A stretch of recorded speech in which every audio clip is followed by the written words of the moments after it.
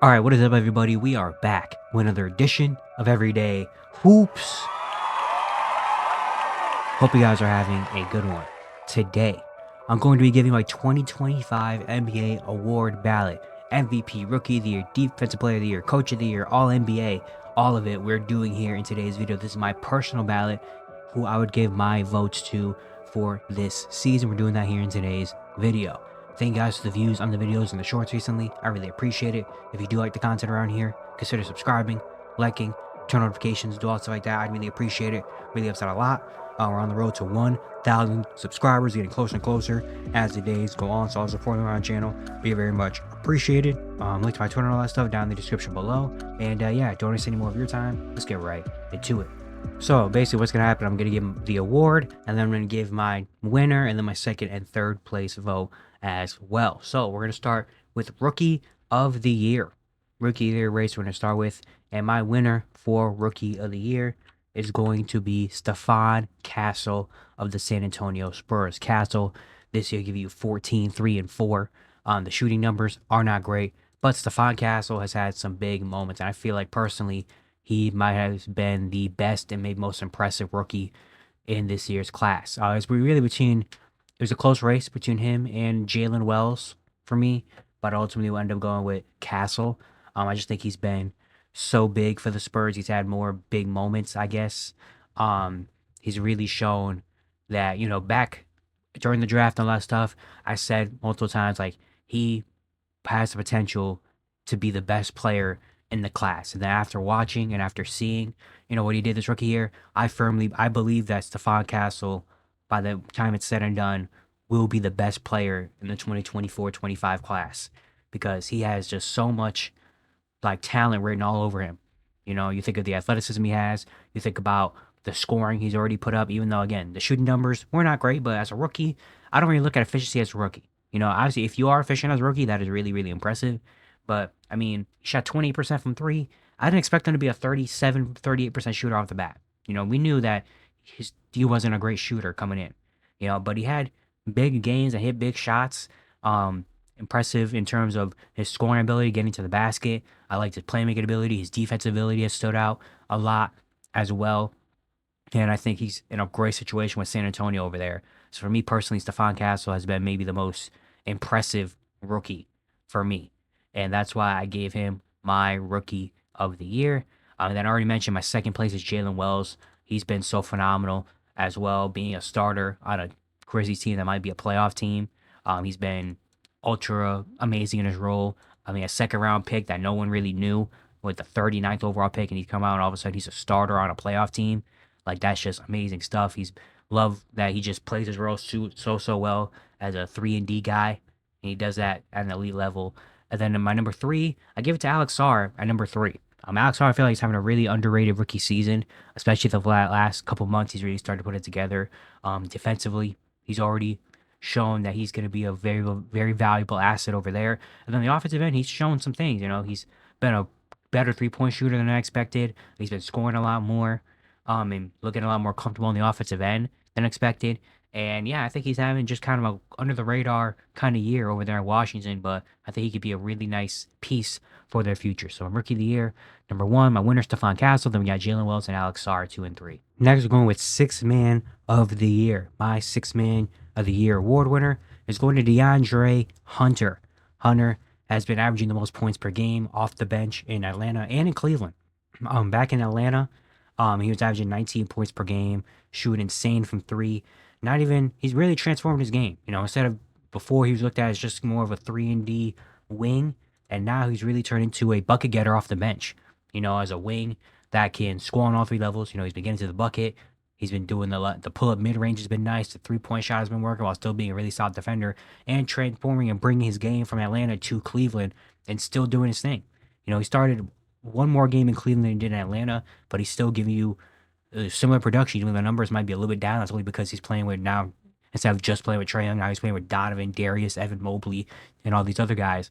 But he's still been providing some huge moments. Like, he's had big games and big shots off the bench. That Portland game really sticks out to me. He's had a couple games against San Antonio. He hit 4 threes. Against Chicago, he hit a couple more threes. Like, he's just He's really just come off the bench and has fit right in as a plug for Atlanta and for Cleveland. And I just really like what he's been able to do. He can really change games, and he's going to be so valuable when it comes down the stretch for the Cavaliers as well, going into the playoffs and stuff. So DeAndre Hunter for me wins my sixth man because he has just been like such a amazing fit and has really found his game now and coming off the bench. And number two, we got Payne Pritchard. He was the early season, looked like he was going to win it. He probably can still win it. Payne Pritchard also really does his thing off the bench. He's really found his role as well, similar to DeAndre Hunter, where now he's found his role as this guy coming off the bench, providing a lot of things, hitting so many threes off the bench, and really helping change games for Boston. So he's been very good. And then my number three is Malik Beasley. He's arguably been the second best player on the Pistons, and he comes off the bench for them. He's having an elite shooting season. He's really fit into the culture. We're going to talk about him more a little bit later as well. And yeah, Malik Beasley coming off the bench has been very, very effective for Detroit and has been a big part of helping this team reach the goals it has reached this season. So my sixth man of the year, my winner is DeAndre Hunter, and then we have Payne Pritchard at 2, Malik Beasley at 3. Next, we're going to Defensive Player of the Year. For this award, my winner is going to be Evan Mobley of the Cleveland Cavaliers. Emob has just been absolutely amazing. We already know what he's been doing on the defensive end. I mean, defensive end, he came in as a rookie doing that. I mean, he finished second in DPOY as a second year player in the league, so you knew eventually he was going to get one. And the Cavaliers have just been, I mean, they've still kept this same level of defensive intensity and really good defense despite jumping up and being the best offense in the league as well. Evan Mobley has just really helped his case a lot with the Cavs, will also turning into a good offensive player. That's led to his defense. So we know what he already does in the defensive end. Just so versatile, brings so much effort over there and really is a game changer, especially when he's next to Jared Allen. So Evan Mobley for me wins my DPOY, even though it's a very close race. Very close race between a lot of different guys. And with obviously, especially with Vic going out, he basically had this award locked up. But then the injury, the blood clot happened. Hopefully, get well soon, Vic. Hopefully, he's back next season. But for me, Evan Mobley gets my DPOY. 2, we have Draymond Green. Obviously, he's been very vocal about trying to win Defensive Player of the Year. He definitely has a good case, better case than a lot of people think. With the Warriors really jumping up in this defensive, with defense being a big part of why they've been jumping up, in the second half of the season. And he definitely has the numbers and all that stuff and the advanced stats to prove that he's a really good defender and is definitely deserving of this award as well. It just hasn't really been a whole season type of thing like Evan Mobley has, I think, for the Cavs, maybe. I don't know. But Draymond definitely gets, should get a lot of credit and respect in this award. And then my number 3, I had Lou Dort in there. The Thunder have been the best defense in the NBA for the entirety of the season. They've had the best defensive rating, and I just feel like they should get someone in this top 3. And so Lou Dort is their best perimeter defender. He usually gets the best player, and he's been such a vital key and why this Thunder defense is top tier. So Lou Dort gets some love from me as well. So my DPOY, my top 3, got Evan Mobley as my winner. Then we got Draymond and Lou Dort in there. Next, we have the Most Improved Player of the Year award. My MIP award winner this year is going to Dyson Daniels of the Atlanta Hawks. Daniels has had a big increase and big jump. His first 2 years in New Orleans, he was kind of, struggling with injuries. He had a deep roster. He only played about 17 minutes in his rookie year, 22 minutes per game his sophomore year. He was still really trying to figure out what his game was, where he fits in, all that stuff. He was involved in the DeJounte trade this offseason, going to Atlanta. And since he's coming to Atlanta, he's really shined. I mean, he went from averaging 6 points, 4 rebounds, 2 assists, and a steal per game last year. Now he's averaging 14, 6, and 4 with 3 steals per game this year. His points per game have increased by almost 10. His rebounds increased by 2, assists by almost 2, steals. He went from being a good defender coming off the bench to now one of the better perimeter defenders in the league. Steals and deflections, records, and all that stuff. Now he's also jumped up in shooting. He's having a career year shooting the ball from the field and from 3 as well. And he's starting every game, and he's really found his role for the Hawks. I mean, he's still only 22, just turned 22 years old, and now he's really finding a role. And also, I'm going to say this now. Again, these are my personal award ballots. I'm not trying to predict who I think will win it in real life. This is just who I would give it to if I had an award. I understand Cade Cunningham might win the award. And I did not put Cade Cunningham on my ballot, not because he's not deserving of it. Obviously, he has improved. Absolutely, he has improved. We can't say he hasn't improved. But I just don't think that's not what the award is. When they gave it to John Morant a few years ago, that really kind of ruin the reputation of the Most Improved Player award because guys like Ja and Cade are not supposed to win this award. You know, Cade being a number one overall pick, going from averaging, like a 20, being the top guy on a really bad team to being a top guy on a playoff team, like that jumping from being really good to an all star, or jumping from being really good to good to pretty good, and being a number one overall pick that already had high expectations, and we thought he was gonna reach something like this. Like, I don't think that's what the award is. Like the award is for someone like a Dyson Daniels. Or Dyson Daniels, even though he was a high overall pick, his first 2 years in the league, he was struggling, trying to figure it out, averaging less than 20 minutes, 5 points per game, like on injuries, like didn't know what his role was going to be. Then he finds himself in a new situation, and now all of a sudden he's blown up from being a decent little, rotational guy, whatever, to now being a future piece for the Atlanta Hawks and being one of the better perimeter defenders and all that stuff. So like Dyson, this is an award that like this is for those type of people. And we said it before with Larry Market, Victor Oladipo, Brandon Ingram. Like that's what the MIP award should be, not a number one overall pick going from being good to pretty good. Like I don't know. So Dyson Daniels for me wins my award. My number two, I have Christian Brown as my number two. He's also had a great story from from a rotational guy for the last 2 years to now being thrusted into a starting spot with KCP leaving, and he's been having a big season as well in terms of production, all that stuff. Went from averaging 7 points per game last year to 15.5 points. Went from 3 rebounds to 5, 1.5 assists to 2.5 assists, a steal per game. He's shooting 58. He's jumped 12 percentage points in his field goal shooting, 2 percentage points in his 3-point shooting, and 13 percentage points in his free throw shooting. He's having a career year, literally all across the board, career numbers. So Christian Brown has really found his role there. And then my number three is Malik Beasley. He's improved. Maybe he doesn't have the same type of statistical improvement as the first two guys, especially you know even though it is an improvement. He went from averaging like 11 to 16, and he's shooting the ball better and all that stuff. But just his impact, he went from being a guy that has been a minimum contract player, just kind of bouncing around team to team to team, to now he's like an integral piece to a playoff team, the Detroit Pistons, where he's not just a guy that's going to be on the perimeter, catch a shoot. Even though that's his game, he's not just one of those kind of random role players that's just on the team, on the bench, whatever. Like, he actually matters to this Detroit Pistons team, and he's really found a home and a role there. So that's why Malik Beasley for me is in this award. So my MIP, my number one is Dyson Daniels, two is Christian Brown, three Malik Beasley. Next, we have Clutch Player of the Year. The award I honestly forget still exists, in here. But we have Clutch Player of the Year. My winner, Clutch Player of the Year this year, is going to be Nikola Jokic. Jokic has had so many big games, so many big shots in the clutch this year. Really, he is one of the guy for the Nuggets where get down to the fourth quarter in any game on any team, like you give the ball to Nikola Jokic and you let him work, and everybody in the building knows Nikola Jokic is getting the ball and is going to try to go to work, yet he still gets it off. Like, yeah, he still comes out, still does his thing, still has so many big moments and big shots, in the clutch this year. And yeah, Jokic just really deserving. He's one of the highest point per game in the clutch players in the league. So that's why I gave it to Jokic. Yeah, my number two is going to be Jalen Brunson. He also is a guy where I feel like every time the Knicks get in a close game, give the ball to Jalen Brunson, let him work. And I've seen so many big moments of Jalen Brunson closing out games and hitting shots. He also is one of the top point per game guys in the clutch this year. So he's number two. And number three is Steph Curry. He's also, again, similar to the first two guys, a lot of clutch points, a lot of clutch shots, closing out games. And yeah, all three of these guys are amazing in the clutch. So my clutch player of the year, we got Jokic at 1, Brunson 2, and Steph at 3. Next, we're going to Coach of the Year.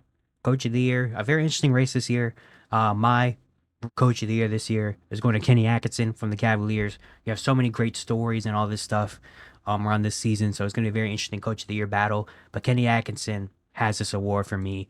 I mean, the Cavs are already a pretty good team, but no one coming into the season, if you would have said the Cavaliers are going to win 60 plus games, they're going to start off the year 15-0. They're going to have 3 or 4 different streaks of 15 plus wins. Like, if you would have told all of them that, people would be like, no, what? Are sure you're not talking about Boston or anything like that? Like, no one expected the Cavaliers to be this amazing this year. And it's crazy how a coaching switch and one change has really just brought this team to another level. The Cavs have been by far the best team in the East this year, have been batting with the Thunder for the best record of the NBA this year. And you can really see the difference too. Like really from like empowering Evan Mobley and having this big breakout season from Evan Mobley. Darius Garland looks the best he's looked in a while, while still having Donovan and Jared Allen doing his thing, bringing so much out of their role players. Like no one expected this Cavs bench. Like Ty Jerome, went from being a guy that was just around the league, trying to stay in a spot, to now he's one of the better role players coming off the bench in the league. Max Strus, even though he missed the first half of the season, really came in right away. It got right into the system. Dean Wade has some really good moments. Just Sam Merrill has really found a spot on this team. So there's just been so many different things you can look and be like, dang, Kenny Atkinson has really changed the way they play. I mean, going from a team that just really said, all right, Donovan here, take us home, to now it's like a different type of offense. The ball movement has been amazing. They have the number one offensive rating in the league, where usually they've never been a bad offense, but they've always been kind of just like a cool offense, and their defense has really saved them. But now they're one of the top offense in the league, while still being a really good defense as well. Like Kenny Atkinson has really changed so much for the Cavaliers. So that's why he gets my coach of the year from me personally. My number two is JB Bickerstaff. I mean, I wouldn't be too shocked if JB Bickerstaff actually wins this award, but he's obviously gonna get a lot of votes. I mean, coming in 1 year and bringing this team from the cellar of the, like, literally the bottom, the dirt of the NBA and the Detroit Pistons in 1 year. I mean, they've tripled their win total. They won 14 games last year. They had a 28 game losing streak last year, to now they're a 44 win team and are going to be in the playoff, not play in, playoff. Like insane. Like if this would have happened a couple of years down the line, I'd be like, oh cool. But in 1 year, to take this team from the bottom of the NBA to a playoff team, an actually good competitive team in just 1 year. They won 30 more games this year than they did last year. Like that is literally unheard of. So JB Bickerstaff has just done an incredible job with the Detroit Pistons, making this team look like an actual competitive basketball team, and they actually have a future, and it's fun to watch as well. When's the last time people actually wanted to like watch the Detroit Pistons? It's been a very long time. So JB Bickerstaff obviously gets a lot. And then number three is Mark Daigneault. I mean, how can you not be mentioned if you're gonna have the best record? They're gonna have probably win like 67, 68 games maybe this year. They're gonna have the best record in the league by far. Then best record in the West by 14 games. Just yeah, if you have the best record, you got to be mentioned at least. So Mark Daigneault. So my coach of the year, Kenny Atkinson is my winner. Then we got JB Bickerstaff and Mark Daigneault. And now we have the MVP award, the final individual trophy of this ballot. This was obviously a very hard one to do. My MVP for 2025 is going to Shai Gilgeous-Alexander. Shai this year, leading league scoring. He's going to average almost 33 points per game, 5 rebounds, 6 assists, a steal and a block. Insane efficiency, 52% from the field, taking almost 22 shots per game, mostly driving as a guard. He's become a really solid three-point shooter, 37% from three, 89, almost 90% from the free throw line. He's just been absolutely incredible. I mean, the Thunder have had the best record in the league. He's the best player on the best team. He's really just taken a huge stride. I mean, the last 2 years, he's been top 5 in MVP voting. Last year, finished runner-up. But this year, he's just taking a whole nother level and a step to it. I mean, it just looks easy for him. It's so easy for him to come out and just score 35 whenever he wants to, Like, he gets to the basket whenever he wants to. The mid-range is amazing. He's, again, become a really solid three-point shooter, something I did not expect from him. He's going to get his free throws, obviously. And then defensively as well. Defensively, he also locks in. Averages a steal and a block per game. He's not just like a offensive guy, and then defensively he takes, like, the plays off. Like, he comes out and does his thing defensively as well. Really sets a culture and a standard over there in OKC. And, I mean, he just has so many big moments. I mean, whenever it's a big game, he's going to show up. The Cleveland game, the second Cleveland game, he showed up. The Denver game against Jokic, he showed up. Boston games, he showed up. Like, the Lakers games, he's shown up. Like, any time there's a big moment, big situation, he's going to show up. And he's going to have big games. Like, you can't, like, he's just, the smoothness of him scoring 30 points and 35 points and just it being a whatever to him, Just like he can come out and drop 38 and be like, oh yeah, okay, Shai dropped 38 today. Like there's no really like any, like there's no second hand. Like if he doesn't drop 30, it's kind of like, oh dang, what happened? You know, like if he doesn't have 35, it's kind of just like, oh dang, was it an off night for him? That's it. That's insane. So yeah, Shai is that guy. He's been doing it, and he wins my MVP for this year. Best player on the best team. He really deserves it. My number two is obviously Nikola Jokic. It's really him and Jokic battling it out. And Jokic, I mean, I can't really. I mean, I'm saying Shea is my MVP, but I can't really be mad or say anything to anybody that has Nikola Jokic because Nikola Jokic just had. If it wasn't for, I feel like if it wasn't for the dominance of the OKC Thunder this year, I feel like if it wasn't for the dominance of the Thunder and the dominance of Shea just doing it easily, this would be Jokic's award, no doubt. I mean, he's dating gonna average a 30-point triple double this season, as a center while shooting 50, 40, 80. Like this is one of the craziest statistical seasons in NBA history. Like literally, though, if it wasn't for the Thunder just and Shea and the Thunder just being so dominant, and just like running through everybody and it being too easy for them. The NBA regular season looks too easy for the Thunder a lot of times. Like it looks just too easy for them. They've been waiting for the playoffs since like December. It feels like if it wasn't for them just being that dominant, this would be no doubt a unanimous Jokic award. And again, I can't really be mad at anybody that says Jokic is the MVP because it's like, yeah, I mean, he's gonna finish top three in points, rebounds, and assists. That's never been done before. He's gonna average a 30-point triple double as a center. He's gonna shoot insane efficiency numbers from the field. You know, like it literally like I can't blame people for having Jokic as number one because he deserves it. I mean, I'm not here to say Shea should be the MVP over Jokic or anything like that. I'm just giving my personal award. But Jokic has just been on another level of historic this season as well. So I honestly can't really believe that I'm putting anybody above Jokic in this MVP, but that's just how amazing and how dominant the Thunder and Shea really have been, So I got Shea one, Jokic two, and then number three is Giannis still. Um, Giannis is still also having an insane year. He's still giving you 30, 12, and 6 with a block while shooting 60% from the field. So yeah, he's still doing that. Um, yeah, Giannis, don't forget that Giannis is still kind of doing his thing over there, and he's still been having an insane season for the Bucks, especially the past like week or two because Dame is out. I mean, he just had a 35, 17, 20 game the other week, so that's cool. But yeah, this is an amazing MVP race between Shea and Jokic. Can't wait to see how it goes down in real life. But for me personally, I have Shea 1, Jokic 2, Giannis 3. Next, we're going to the teams, starting with All NBA. Starting with my first team. My first team All NBA. There's going to be Shai Gilgeous-Alexander, Nikola Jokic, Giannis Antetokounmpo, Jason Tatum, Donovan Mitchell. Pretty simple. I mean, I think this probably is the unanimous all first team All NBA. Obviously, Shea, MVP, Jokic might win MVP, and Giannis being third in MVP doing his thing. We already talked about those three. Jason Tatum, Celtics are still really good, and Jason Tatum is still having an incredible season. Give you 27, 8, and 6. Still doing his thing on a Celtics team that definitely could win a championship as well. So Tatum just still being Jason Tatum. And then Donovan Mitchell. I mean, the Cavaliers are going to finish with the second best record in the NBA. And number one in the East, so obviously they deserve some love on the All-NBA, and Donovan Mitchell gets there, even though not as insane of a statistical season as the last few years. He's averaging the lowest points per game since 2020 when he was a first-time All-Star back in Utah. But, I mean, the impact he's done on this Cavaliers team, obviously, them being a 60-plus win team, they deserve All-NBA first-team love, and Donovan Mitchell, we know Donovan Mitchell is still like that. So that's why All-NBA first team is probably going to be, unanimous this year, these five. Next, All-NBA second team. My All-NBA second team, we have Anthony Edwards, Steph Curry, Cade Cunningham, LeBron, and Jalen Brunson. Ant still having a crazy season. I think he's still, top two in... So I think he might be top two in scoring. Still averaging 27 points per game in terms of total points. I think he's top two. The three-point shooting, he's taking a jump this year. And he's, having a career year.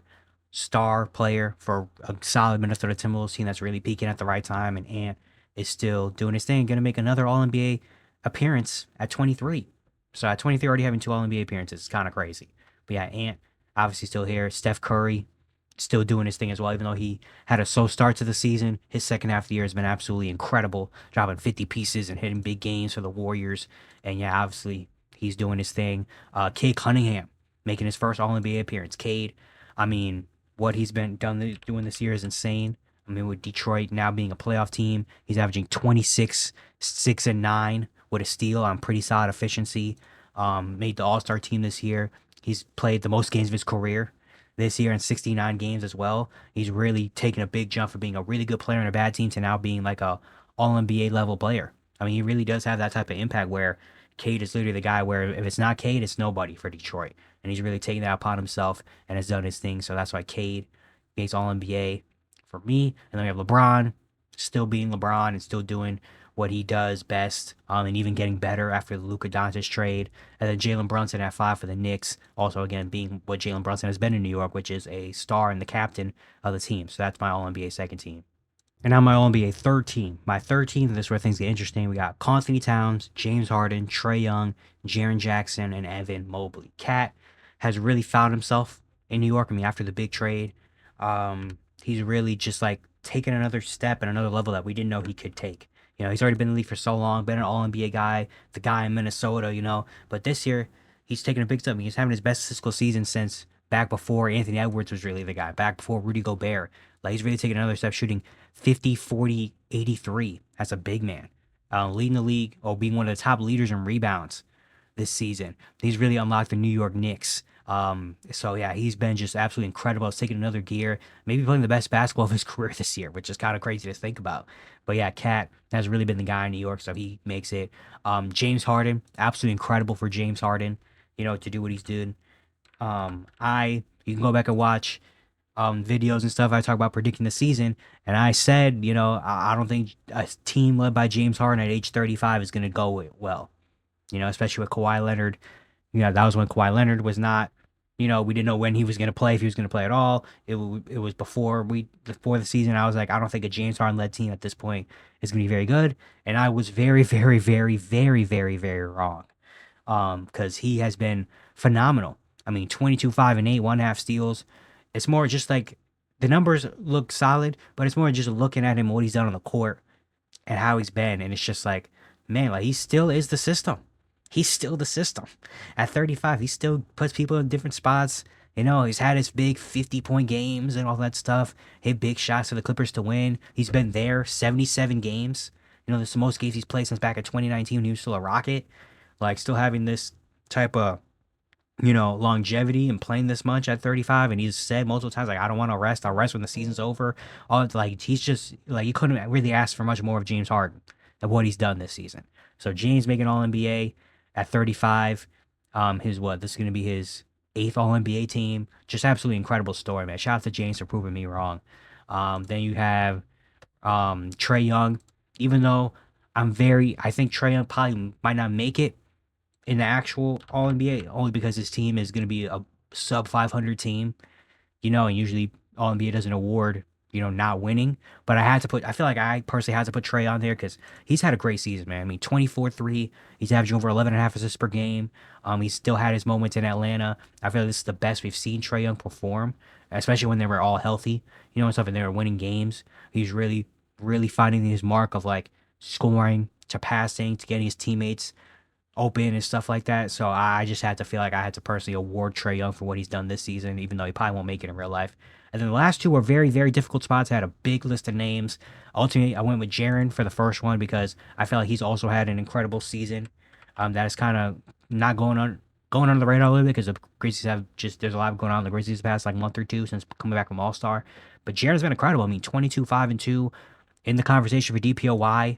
Having a career season and really showing, like last year he had a big breakout year in terms of numbers and stuff. That's only because the Grizzlies, no Ja, no Desmond Bane, they were injured the entire season, so it was just Jaren being number one. And now since those two have come back, he still has kind of been the number one option, and he's really taken over as the number one guy in Memphis. Even though we know it's John Morant's team, we know John Morant's gonna have the ball at the end of the day, but Jaren has still done his thing on the offensive end while still being an amazing defender as well. And he was awarded with an All-Star appearance and all that stuff. So Jaren for me makes All NBA, and then the last spot goes to Evan Mobley for me personally. I haven't won in DPOY. I think the Cavaliers, I mean, they have obviously been dominant, and he might not have the craziest numbers compared to everyone else, like some guys that are on this list averaging 20 and stuff like that. But his impact that he's been has felt like an All NBA type of player. I mean, he's really grown his game to being a guy that can get you 20 points and 25 points if you need him to. He can rebound, he can pass. We already know he's got a defensive player of the year type of a defense over there as well. And it's really been he's been like the key to opening up what the Cavaliers look like now. Without Evan Mobley taking this big jump, I don't think the Cavaliers are as good as they are this season. So that's why I have Evan Mobley on my All NBA. But this could be very interesting to see at the end of the year, especially with guys like Kevin Durant's not going to make it, unfortunately, which really sucks. Kevin Durant is a lock for this. Luka's not going to make it. Joel, obviously, like there's so many guys that are usually our locks that are not going to make it. So it's going to open up a lot of opportunities like that. All NBA 13, there's probably going to be a couple guys on there that, aren't really, you wouldn't think, but then you're like, oh yeah, I guess with all the injuries, yeah, they deserve to make it. So yeah, those are my all NBA teams. I'm actually going to my all defensive teams. This is another kind of tough one, but we went for my all defensive first team. To start with, we have Evan Mobley, Draymond Green, Lou Dort, Jaren Jackson, and Dyson Daniels. Obviously, I talked about Emo, Draymond, Lou Dort, all three of those guys finishing top three in my DPOY. Then we have Jaren Jackson Jr. in there. Obviously, he makes a great case as well for the Grizzlies, even though their defense has kind of fallen since the second half of the year. Jaren Jackson has still been incredible on the defensive end. And then Dyson Daniels, he won my MIP. He also makes all defensive first team because steals. I mean, he's averaging 3 steals a game, deflection records, and all that stuff. He's doing it all year. Got great hands. So that's why he makes my all defensive first team. And yeah, very interested to see how the defensive teams look. But this is my first team so far. And now for my second team, my all-defensive second team is going to be Amen Thompson, Ivica Zubac, Rudy Gobert, Bam Adebayo, OG, and Anunoby. Amen Thompson has just been absolutely insane defensively for the Houston Rockets, and the Rockets have been one of the better defensive teams in the league. And Amen really has taken it, I mean, at 21 years old, I mean, he just does so many different things. The defensive end, the athleticism he has, the body he has. He guards on the perimeter. He gets blocks and steals and all that stuff. And he really like brings terror on the defensive end. And he's going to be on these defensive teams for a long time in his career.